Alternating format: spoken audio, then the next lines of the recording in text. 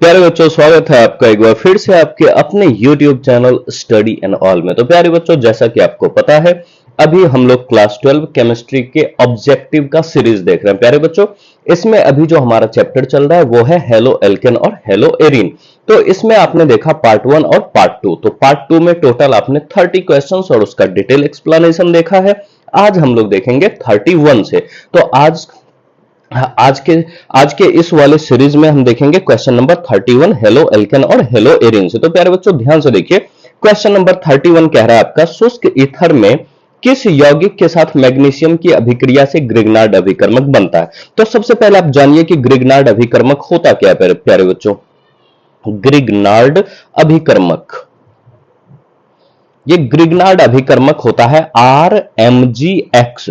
ध्यान से देखिए, R होता है एल्किल समूह, Mg होता है मैग्नीशियम और X होता है हैलाइड।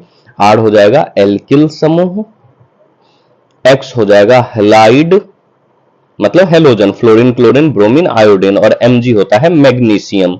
मैग्नीशियम। अब ध्यान से देखिए, इस तीन चीज की आवश्यकता है आपको ग्रिग्नार्ड अभिकर्मक बनाने के लिए, एल्किल की, मैग्नीशियम की और हैलाइड की। तो कह रहा है कि शुष्क ईथर में किस यौगिक के साथ मैग्नीशियम की अभिक्रिया, मतलब मैग्नीशियम की अभिक्रिया आपको करानी है क्या बनाने के लिए, ग्रिग्नार्ड अभिकर्मक। तो देखिए किसकी रिक्वायरमेंट होगी, एल्किल और हैलाइड की। तो देख लीजिए इसमें एल्किल हैलाइड कौन सा प्यारे बच्चों, एल्किल हैलाइड है C2H5Cl। तो करेक्ट ऑप्शन हो जाएगा इसका option number C, C2H5Cl, ethyl chloride. Alkyl के जगह C2H5 और हैलाइड के जगह Cl क्लोराइड। तो करेक्ट ऑप्शन हो जाएगा ऑप्शन नंबर सी। अब आ जाइए अगला क्वेश्चन 32 में देखिए क्या कर रहा है, इथिल अल्कोहल के साथ किस यौगिक की अभिक्रिया से इथिल ब्रोमाइड बनता है। देखिए एथिल अल्कोहल क्या हो जाएगा प्यारे बच्चों, C2H5OH हो जाएगा। इसके साथ अभिक्रिया करवा देते हैं KBr, पोटेशियम ब्रोमाइड का, और यहां पर उत्प्रेरक के रूप में रहता है सांद्र सल्फ्यूरिक अम्ल, H2SO4। आप ध्यान से देखिए, यहां C2H5 plus ion, OH minus ion, K plus ion, Br minus ion. तो इसका माइनस इसके माइनस से रिप्लेस हो जाएगा, क्या हो जाएगा C2H5Br प्लस यहां KOH। तो ध्यान से देखिए, इथिल ब्रोमाइड बनाने के लिए किसकी आवश्यकता पड़ी, KBr की। तो करेक्ट ऑप्शन हो जाएगा ऑप्शन नंबर ए। अब आ जाइए अगला क्वेश्चन 33 में क्या कह रहा है, क्लोरोफॉर्म में हाइड्रोजन की प्रकृति है। ध्यान से देखिए प्यारे बच्चों, क्लोरोफॉर्म CHCl3। ध्यान से देखिए, कार्बन 4 बॉन्ड में एक हाइड्रोजन और 3 क्या हो जाएगा, क्लोरीन हो जाएगा ना। तो यहां पर क्या कहता है कि कार्बन में मौजूद 3 इलेक्ट्रोनेगेटिव क्लोरीन परमाणु के कारण क्लोरोफॉर्म के हाइड्रोजन परमाणु जो होते हैं, हाँ, हाइड्रोजन परमाणु जो होते हैं ये अम्लीय होते हैं। तो इसमें मौजूद 3 इलेक्ट्रोनेगेटिव परमाणु, 3 इलेक्ट्रोनेगेटिव क्लोरीन के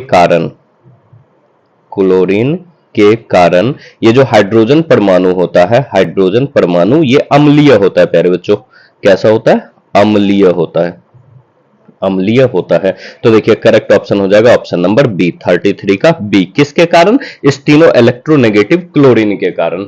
अब आ जाइए अगला क्वेश्चन 34 देखिए क्या कह रहा है कि एल्किल हैलाइड की अभिक्रिया शुष्क सिल्वर ऑक्साइड से कराने पर प्राप्त होता है।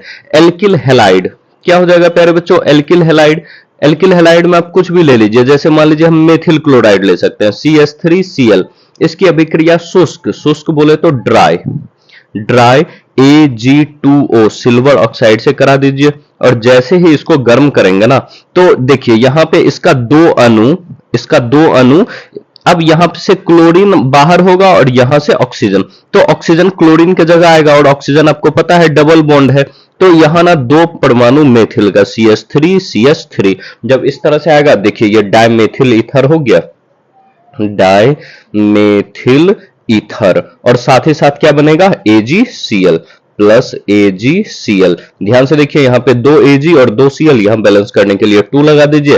तो मुख्य उत्पाद के रूप में हमको मिलता है डाएथिल ईथर। तो कह रहा है कि क्या प्राप्त होगा प्यारे बच्चों, तो क्या प्राप्त होगा आपको, ईथर प्राप्त होगा। करेक्ट ऑप्शन हो जाएगा ऑप्शन नंबर बी। अब आ जाइए अगले क्वेश्चन में। अगला क्वेश्चन है 35 नंबर। 35 क्या कह रहा है, फ्रीडल क्राफ्ट अभिक्रिया में ब्रोमो बेंजीन के साथ मेथिल आयोडाइड की अभिक्रिया से बनता है। तो देखते हैं क्या बनता है। ब्रोमो बेंजीन के साथ मेथिल आयोडाइड, ब्रोमो बेंजीन। तो देखिए आपको पता है बेंजीन का ये स्ट्रक्चर होता है और यहां पे लगा दीजिए ब्रोमीन, Br, तो ये हो गया ब्रोमो बेंजीन। ध्यान से देखिए क्या हो गया, ब्रोमो बेंजीन। ब्रोमो बेंजीन के साथ किसकी अभिक्रिया कराना है, मेथिल आयोडाइड CH3I। ध्यान से देखिए, तो यहां पर Al3 एल्यूमिनियम आयोडाइड का उपयोग किया जाता है और जैसे एल्यूमिनियम आयोडाइड का उपयोग किया जाएगा प्यारे बच्चों, यहां से ये Al(I4) बन के बाहर निकल जाता है और यहां पे बचेगा क्या, देखिए यहां पे बचेगा ये बेंजीन रिंग जिसमें यहां पे लगा हुआ है ब्रोमीन और इसके एक ऑर्थो के स्थान पर CH3 लगेगा और इसका 2 अणु पार्टिसिपेट करेगा। देखिए फिर यहां ऊपर में Br और एक बार फिर पैरा के स्थान पर CH3। ठीक है, तो यहां पर आप ध्यान से देखिए इसका भी 2 अणु इस तरह से प्रयोग होगा। तो क्या बनेगा, ये हमारा एक बन गया ऑर्थो ब्रोमोटोलुइन और एक बन गया पैरा ब्रोमोटोलुइन। देखिए ऑर्थो एवं पैरा ब्रोमोटोलुइन, करेक्ट ऑप्शन हो जाएगा ऑप्शन नंबर सी।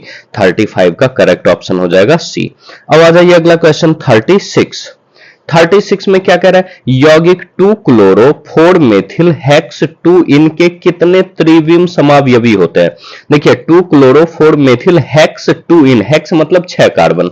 36 पहले 6 कार्बन ले लीजिए, 1 2 3 4 5 6 और 1 2 नंबर पे डबल बॉन्ड लगा दीजिए।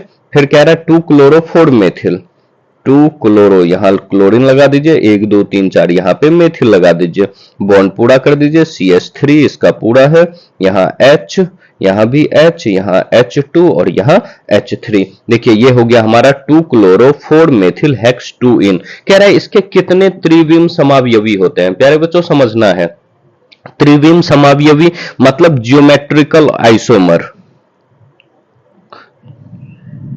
Geometrical isomer. ये जो जियोमेट्रिकल आइसोमर होते हैं प्यारे बच्चों, ये 2 टाइप के होते हैं, ये 2 टाइप के होते हैं, एक होता है सिस और एक होता है ट्रांस। मैं पिछले वीडियो में भी हमने बताया सिस और ट्रांस। तो इसमें क्या होता है, वो 2 कार्बन लिया जाता है जिसमें डबल बॉन्ड है। देखिए इस तरह से डबल बॉन्ड। अब यहां 2 बॉन्ड बचा है ना, ध्यान से देखिएगा कि कैसे सिस होता है और कैसे ट्रांस होता है। जैसे मान लीजिए कि आपको ना 4 अलग अलग एटम है, ए बी या 2 ही है ए बी, तो ध्यान से देखिए अगर दोनों में एक साइड ए हो और बी बी, तो ये कहलाता है आपका सिस। और अगर डायगोनल मतलब कोना कोनी में हो, ए यहां बी यहां और बी यहां, तो इस टाइप का कहलाता है ट्रांस। और आप अगर इसका बनाएंगे तो आपको कुल मिलाकर के 2 ज्योमेट्रिकल आइसोमर प्राप्त होगा। ठीक है, तो इसका करेक्ट ऑप्शन हो जाएगा 36 का करेक्ट ऑप्शन हो जाएगा ऑप्शन नंबर बी, 2 आइसोमर प्राप्त होंगे। अब आ जाइए अगला क्वेश्चन 37। कह रहा है एल्किल हैलाइड निम्न में से किस में से प्राप्त होता है। प्यारे बच्चों देखिए 37 क्वेश्चन, यहां पर एल्केन, देखिए एल्केन की अभिक्रिया जब हेलोजन से करवाते हैं अल्ट्रावायलेट रे, परावैंगनी किरण की उपस्थिति में, तब हमें एल्किल हैलाइड प्राप्त होता है। इसका मतलब एल्केन से बना सकते हैं। एल्किन देखिए जब एल्किन की अभिक्रिया हाइड्रोजन हैलाइड से कराते हैं तब भी हमको एल्किल हैलाइड या हेलो एल्केन प्राप्त होता है।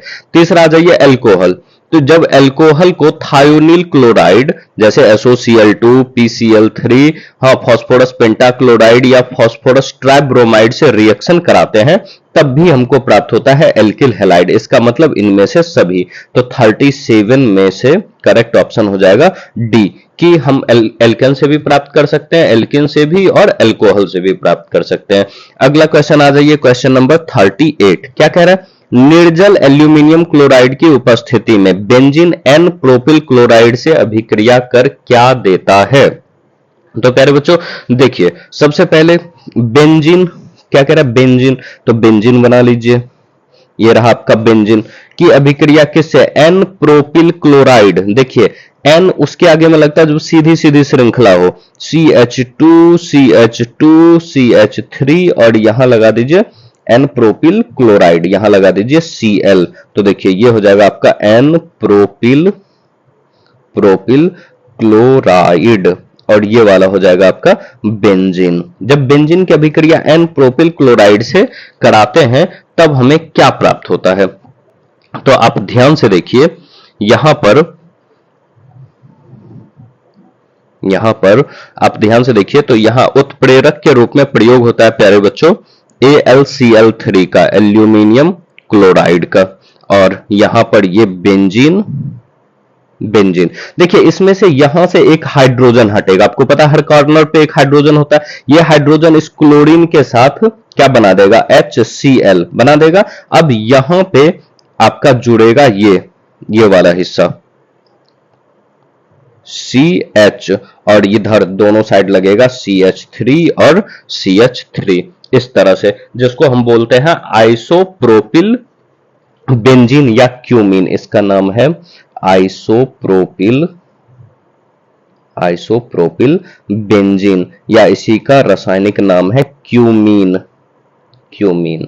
ठीक है, तो क्या हो जाएगा आपका? निर्जल एल्यूमिनियम क्लोराइड की उपस्थिति में बेंजीन एन प्रोपिल क्लोराइड से अभिक्रिया कर क्या बनाएगा प्यारे बच्चों? आइसोप्रोपिल बेंजीन बनाएगा, या इसी का दूसरा नाम होता है क्यूमीन। ध्यान रखिएगा, तो क्यूमीन अगर लिखा रहेगा तो क्यूमीन भी आपका करेक्ट ऑप्शन हो जाएगा। अब आगे आ जाइए, क्वेश्चन नंबर 39।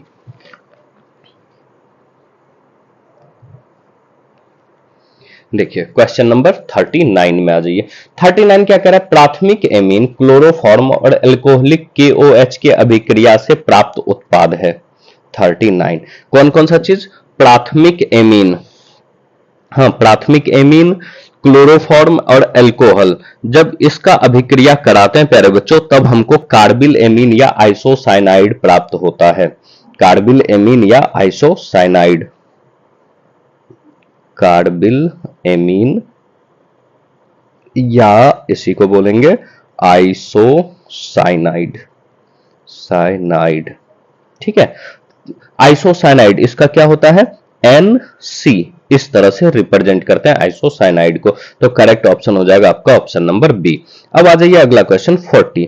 क्या कह रहा है? निम्न में से कौन सा यौगिक ऑक्सीकरण करने पर बेंजोइक अम्ल देता है? ध्यान से देखिए प्यारे बच्चों, क्या कह रहा है? निम्न में से कौन सा यौगिक ऑक्सीकरण करने पर बेंजोइक अम्ल देता है?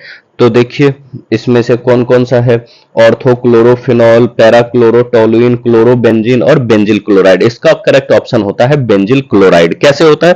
ध्यान से देखिए, बेंजिल क्लोराइड फॉर्मूला इसका, स्ट्रक्चर इस तरह से बनेगा, C डबल बॉन्ड O, फिर यहां हो जाएगा Cl प्लस H2O। जैसे ही ये रिएक्शन करेगा प्यारे बच्चों, ये आपका बनाएगा, देखिए ये इस प्रकार से बनाएगा, C डबल बॉन्ड O, यहां हो जाएगा OH। देखिए बेंजोइक अम्ल बनाना, बेंजोइक अम्ल, तो इस तरह से हमें प्राप्त होता है बेंजोइक अम्ल। और यहां से एक, चूंकि यहां से जुड़ा HOH, H plus OH minus करके जुड़ता है, यहां H प्लस और यहां Cl माइनस बच गया तो प्लस बनेगा HCl। तो करेक्ट ऑप्शन हो जाएगा benzyl chloride, option number D 40 का। अब आ जाइए क्वेश्चन नंबर 41। 41 क्या कह रहा है? मेथिल क्लोराइड में CCl आबंध की तुलना में क्लोरोबेंजीन में CCl आबंध होता है। ध्यान से देखिएगा, जब आपका ना एरिल हैलाइड होता है, एरिल हैलाइड, और एक होता है एल्किल हैलाइड, एल्किल हैलाइड, मतलब जब बेंजीन वाले संरचना में हेलोजन लगा रहता है तब इसका जो आबंध होता है, वो होता है लंबा और दुर्बल। ध्यान से देखिएगा, एरिल हैलाइड में आबंध लंबा और दुर्बल, वहीं एल्किल हैलाइड में जो आबंध होता है, वो होता है छोटा और प्रबल, शक्तिशाली। तो मेथिल क्लोराइड में CCl आबंध की तुलना में क्लोरोबेंजीन में CCl आबंध कैसा होगा प्यारे बच्चों? ये होगा लंबा और दुर्बल। करेक्ट ऑप्शन हो जाएगा ये वाला, ऑप्शन नंबर ए। अब आ जाइए अगला क्वेश्चन 42 में देखिए क्या कह रहा है? निम्न में से किसका नाभिक स्नेही प्रतिस्थापन केवल SN1 क्रिया विधि से होता है? प्यारे बच्चों देख लीजिए, SN1 क्रिया विधि से होता है। कौन कौन सा है? सबसे पहला है ऑप्शन इसमें एथिल क्लोराइड, तो देख लीजिए एथिल क्लोराइड किस तरह से हम बनाएंगे, CH3CH2Cl। फिर दूसरा क्या है, आइसोप्रोपिल क्लोराइड। आइसोप्रोपिल मतलब 3 कार्बन, CH3CH CH3Cl, ये हो जाएगा आइसोप्रोपिल। सी में आ जाइए, क्लोरोबेंजीन। क्लोरोबेंजीन हो जाएगा, ये बेंजीन में हम क्लोरीन लगा देंगे। और डी में आ जाएगा बेंजिल क्लोराइड। बेंजिल क्लोराइड क्या होता है प्यारे बच्चों, जब बेंजीन से CH2 और फिर उससे क्लोरीन जुड़ा रहे तब ये होता है बेंजिल क्लोराइड। तो आप ध्यान से देखिए, तो आपको अगर पता हो कि SN1 क्रिया विधि में सबसे अधिक एरिल हैलाइड, एरिल हैलाइड सबसे अधिक वो सबसे अधिक ये क्रियाशील होता है, एरिल हैलाइड सबसे अधिक क्रियाशील होता है, फिर उससे कम 3 डिग्री होता है, फिर 2 डिग्री और सबसे कम 1 डिग्री। तो ध्यान से देखिए, इसमें एरिल हैलाइड हमारा कौन सा है, बेंजिल क्लोराइड। करेक्ट ऑप्शन हो जाएगा इसका ऑप्शन नंबर डी, क्योंकि ये आपका क्रियात्मक इसका ये बताता है कि किस प्रकार से ये सबसे अधिक रिएक्टिव होता है। एरिल हैलाइड सबसे अधिक रिएक्टिव, फिर 3 डिग्री, फिर 2 डिग्री, फिर 1 डिग्री, यानी तृतीयक, द्वितीयक और प्राथमिक। अब आ जाइए क्वेश्चन नंबर 43 में। 43 क्या कह रहा है, डिहाइड्रोहेलोजनीकरण पर एलिल क्लोराइड देता है। तो देखिए एलिल क्लोराइड क्या देता है प्यारे बच्चों, एलिल क्लोराइड। तो एलिल क्लोराइड का सबसे पहले हम फॉर्मूला लिख लें, ये होता है CH2 double bond CH single bond CH2Cl, ये होता है आपका allyl chloride. Allyl chloride, allyl chloride. तो एलिल क्लोराइड का क्या कह रहा है, डिहाइड्रोहेलोजनीकरण कराने पर। तो ये इसका डिहाइड्रोजन हेलोजनीकरण कराने के लिए एल्कोहलिक पोटेशियम हाइड्रोक्साइड से अभिक्रिया कराई जाती है। और जैसे ही अभिक्रिया कराएंगे ना, देखिए यहां से Cl इस K के साथ बाहर आता है, तो क्या बनाएगा, KCl। अब यहां पे बचा क्या, ध्यान से देखिए, यहां पर बचता है आपका ये CH2 double bond C double bond CH2, इस तरह से यहां पर ये बचेगा। चूंकि यहां से H इस OH के साथ मिलकर के क्या बना देगा, H2O। तो CH2C डबल बॉन्ड CH2, यहां पर 3 कार्बन है, 3 कार्बन है तो प्रोप और 2 डबल बॉन्ड है तो डाई इन, तो क्या हो जाएगा, प्रोपाडाइन। तो करेक्ट ऑप्शन हो जाएगा 43 का, देख लीजिए प्रोपाडाइन। 43 का करेक्ट ऑप्शन हो जाएगा ऑप्शन नंबर ए। अब आ जाइए अगला क्वेश्चन है, DDT का निर्माण किससे होता है। देखिए DDT होता है प्यारे बच्चों DDT क्या होता है, डाइक्लोरो डाइफेनिल ट्राइक्लोरोएथेन। सबसे पहले तो जानिए DDT। भाई DDT बहुत काम का चीज था। द्वितीय विश्व युद्ध के समय इसका उपयोग मच्छर मारने में किया जाता था, लेकिन इसका इतना ज्यादा दुष्प्रभाव है कि इसको संयुक्त राष्ट्र ने बैन कर रखा है। प्रतिबंधित दवाई है ये। अब कुछ एक गरीब देश इसका यूज करता है, लेकिन इसका उपयोग अब बैन है। तो क्या हो जाएगा, DDT डाइक्लोरो डाइफेनिल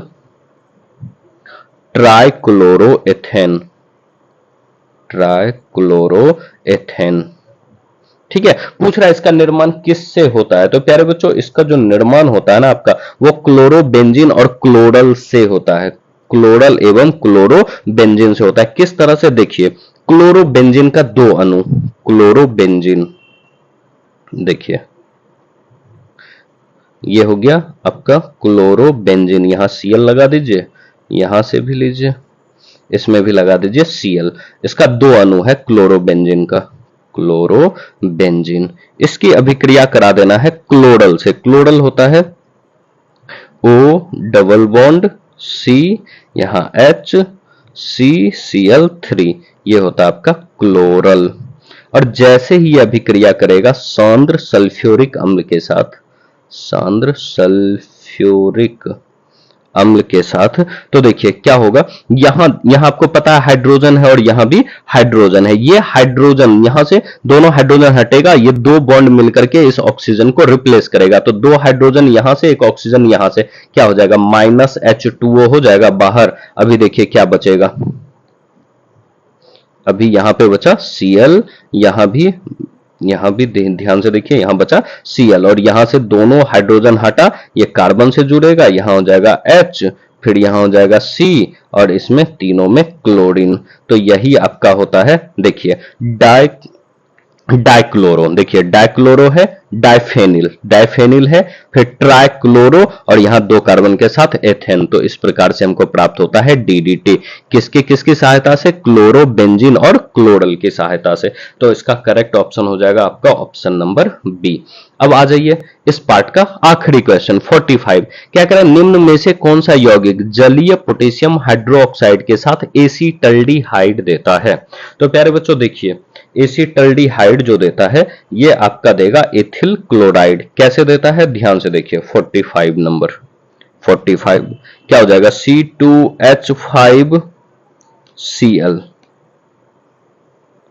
ये अभिक्रिया करेगा KOH पोटेशियम हाइड्रोक्साइड से और कैसा होगा, एक्वस जलीय फॉर्म में होगा। तो ध्यान से देखिए, ये बनाता है आपका CH3CH और यहां चूंकि इसका दो अणु रहता है तो यहां इसके साथ जुड़ेगा OH और इसके साथ जुड़ेगा OH और बचा यहां K और Cl बनेगा 2KCl। ठीक है, ध्यान से देखिए, तो ये बैलेंस हो जाएगा।